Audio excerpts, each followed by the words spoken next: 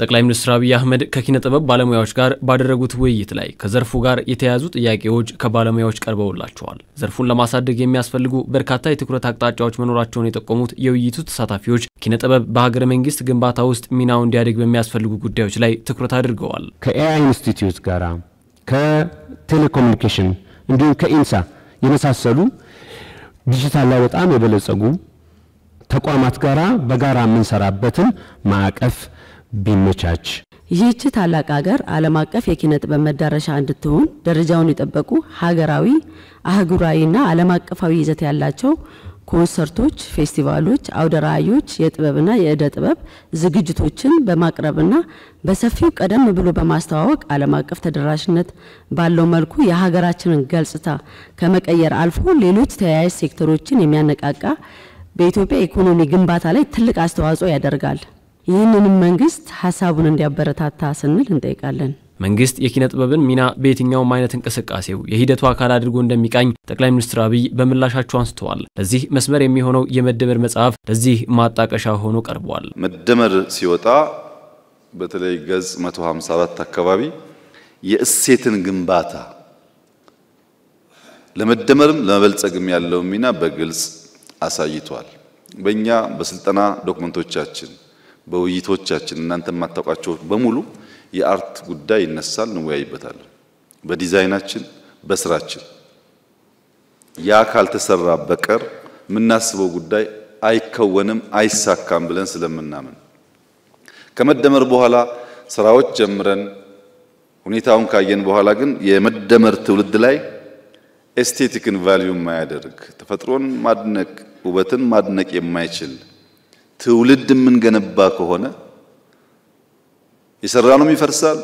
አስፓየር ምናደርገውንም ማሳካት አንችልም። ለዘርፉ በተሰጠ ትኩረት ባልተለመደ መልኩ አዳዲስ አሰራሮች ተተግብረዋል። ይህም እያደገ ሄዶ ብቁ ባለሙያዎችን በማፍራቱ ጥረት ዘመኑን የሚመጥን ዝግጁነት እንዲኖረው መደረጉን ነው ያነሱት። ስልጠና የተባለው ከትናንትና ወዲያ የመጀመሪያው ዙር ተመርቀዋል። ከውጭ ሙያተኞች አምጥተን በአርቲፊሻል ኢንተለጀንስ እንዴት ፊልም ሊሰራ እንደሚችል ሰልጥነው አንዳንዶቹን ሳምፕሎችን የማይቻቸዋለሁ ትናንት ተመርቀዋል። ሁለተኛ፣ ሶስተኛ፣ አራተኛ ዙር ስልጠናዎች አሉ። የሚመቻችሁ ተሳተፉበት። እንዴት ኤአይን ተጠቅማችሁ ፊልም መስራት እንደምትችሉ ብዙ ጊዜ የኢሜጅ ችግር ስላለ ለምሳሌ ስለ ንግስት ሳባ የሚሰራ ሰው ንግስት ሳባ አሁን የለችም ወደ ኋላ ተመልሶ ያን ነገር መፍጠር የሚችልበትን መንገድ ያግዛል።